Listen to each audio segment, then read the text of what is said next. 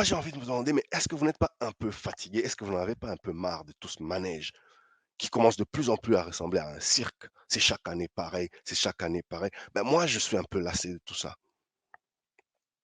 Décidément, dans ce monde, moi, je suis en train de comprendre que c'est les rapports de force qui comptent. La morale, les bonnes volontés, la gentillesse, faut oublier, épargnez-moi ces affaires-là. Ça n'existe pas. Quel que soit le pays qui vous en parle, on est tous des beaux parleurs, des beaux prêcheurs, mais c'est les rapports de force qui comptent.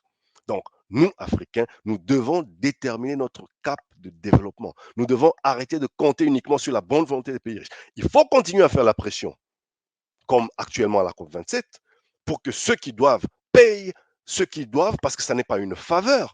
Encore que les montants dont on est en train de parler ici, ça n'est pas des dons, les amis. C'est des financements qui vont passer être gérés par les institutions de Bretton Woods et d'autres banques internationales. Qui dit institution de Bretton Woods dit intérêt, qui dit intérêt dit dette. Donc, il ne faut pas que, à travers ces montants que nous sommes en train de réclamer, on puisse encore grever nos budgets nationaux et on puisse encore hypothéquer l'avenir de nos enfants plus qu'il ne l'est déjà. Parce qu'aujourd'hui, on est en train d'hypothéquer l'avenir de nos enfants, notre avenir que nos aînés avaient scellé, notamment en RDC, à travers des éléphants blancs qui ont été scellés dans les années 70. Donc aujourd'hui, en 2020, en 2022, on est en train de répéter 50 ans. On risque de répéter les mêmes erreurs parce que tout ce monde-là, toutes ces institutions de Bretton Woods, ça n'est pas de l'argent gratuit. C'est des prêts. Qui dit prêt dit, c'est des prêts, qui dit prêt dit intérêt. Qui dit intérêt dit il faut rembourser avec les financements locaux. Et donc, si on ne s'y prend pas bien, ben, on sera parti encore pour 5 autres décennies à ne faire que payer des dettes. Et puis en 2060, on va nous faire un petit effacement de dettes. Et nous, on va s'en gargariser pendant 10 ans pour dire on a atteint je sais quel autre point d'achèvement. Ce qu'il faut, c'est vraiment, un, qu'ils payent ce qu'ils doivent, mais aussi deux, que nous-mêmes, on détermine notre cap de développement. C'est dans ce sens, par exemple, que moi, j'applaudis des deux mains ce que mon gouvernement, le gouvernement congolais, a décidé de faire récemment en mettant aux enchères les blocs gaziers et les blocs pétroliers. Eh bien, moi, je pense qu'un État, et je vous ai déjà fait une vidéo là-dessus sur cette chaîne, un État a le droit de fixer tel cap et de décider ce qu'il doit faire pour réduire la pauvreté de ses citoyens. N'en déplaise à ceux qui commencent à faire des défilés pour venir nous dissuader de faire ceci, comme si nous, Congolais, on nous a déjà vu aller intervenir lorsque certains décident d'exploiter leur gaz de schiste à travers notamment des méthodes comme le fameux fracking, la fracturation hydraulique. C'est des méthodes, les amis, qui sont hyper destructrices pour la planète. Fracking, c'est un joli mot, ça sonne bien, mais ce que ça signifie, les amis, c'est des tonnes, des milliers, des milliers, des millions de tonnes d'eau qui sont pompées sur la roche. Est-ce que vous voyez ça? Qui sont pompées sur la roche pour essayer, pour atteindre le gaz qui, lui, se cache, est enfoui sous la roche et l'aspirer à la surface de la terre.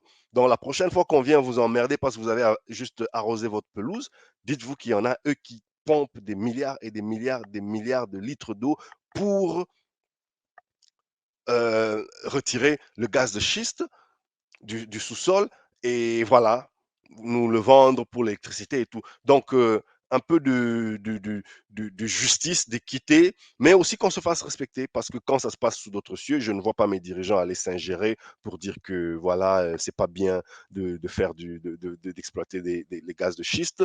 Et malheureusement, c'est des arguments comme ça qui sont répétés, y compris par des ONG locales chez moi, parce que bon, il faut bien qu'elle vive elle aussi. Donc, on vient, on fracasse le gouvernement tout simplement parce que Greenpeace a dit, parce que qui d'autre a dit. Non, moi, je pense que le gouvernement fait bien de résister, que l'on trace nous-mêmes notre voie du développement. Si les gens sont tellement inquiets pour la biodiversité qu'ils commencent d'abord à aller éliminer les groupes qui pilulent dans le parc de Virunga, les groupes armés qui pilulent partout là-bas. Ils sont dans le parc de Virunga. C'est ça leur habitat. C'est eux qui sont en train de faire du braconnage, ces gens-là. Qu'on commence d'abord par les éliminer, eux, non seulement ça apportera la paix mais ça apporte, pour les humains, mais ça apportera aussi la paix pour la biodiversité. Donc, le temps des leçons de morale, bah, je crois que c'est fini et j'ai comme l'impression que mon gouvernement l'a compris depuis un bon bout de temps et moi, j'en suis fier. J'espère tout simplement qu'au-delà des mots, notre gouvernement, notre État va dans les actions, mais je pense.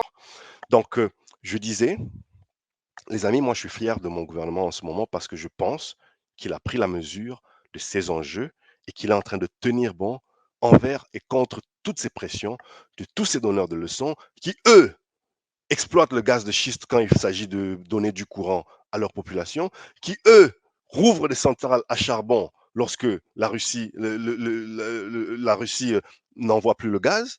Mais nous, on ne peut pas ouvrir un petit puits à pétrole quelque part parce que ça détruirait la biodiversité. Ben, pourquoi on ne peut pas faire les deux? Pourquoi on ne peut pas exploiter nos richesses et ceux qui ont la technologie, la connaissance et les vertus, les bons conseils, venez nous aider. Qu'on travaille ensemble, apportez-nous la technologie, il y a des moyens de contourner. Il n'y a qu'une poignée de parcs d'air protégés qui sont empiétés par, ces puits à gaz et gaziers et pétroliers. Ce n'est pas moi qui le dis d'ailleurs. J'étais en train de vous dire, je vous recommande instamment la belle interview, magistrale interview que le négociateur de la RDC, M. Tossim Panoupano, a tenue la semaine passée sur RSI. C'était dans Echo d'ici Echo d'ailleurs. Énorme, magistrale, je vous la recommande.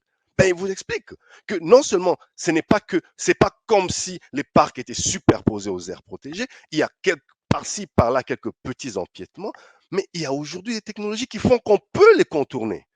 Pourquoi on ne pourrait pas, nous, exploiter nos richesses? Pourquoi? Et le plus triste, c'est quand on entend des Congolais se le répéter comme des perroquets parce que, voilà, tel homme blanc a dit que c'est pas bien. On ne se rend même pas compte du potentiel qu'il pourrait y avoir. Évidemment que peut-être qu'il y aura des abus. Évidemment qu'il faut les anticiper aujourd'hui. Il faut qu'on tienne notre gouvernement responsable aujourd'hui pour que ces abus-là ne suivent pas. On a vu que les exploitations minières ont mené à des abus. On a vu que les exploitations pétrolières ont mené à des abus. On a vu la fameuse malédiction des ressources naturelles. Mais ça n'est pas pour autant qu'on doit mettre une croix sur nos richesses. Si quelqu'un nous veut tellement de bien, qu'il vienne, déjà qu'il investisse, qu'il parle avec sa poche plutôt que toujours de parler avec des leçons de morale, mais ensuite qu'on mette cette technologie au service du peuple congolais, que l'on transforme les richesses qui sont produites au Congo localement, qu'ils amènent des usines, pendant que nous, on fait des efforts pour assainir notre environnement des affaires. Voilà, c'est un cheminement, les amis. Il faut à un moment qu'on sorte de ces complexes-là. Moi, j'ai pas envie d'entendre des compatriotes congolais ou des politiciens congolais qui s'opposent juste parce qu'il faut s'opposer. Comme c'est le gouvernement qui l'a fait, ça doit être mauvais. Ben, peut-être qu'il y a quelque chose à redire, peut-être qu'il y a des choses à améliorer, mais faisons-le dans ce sens-là.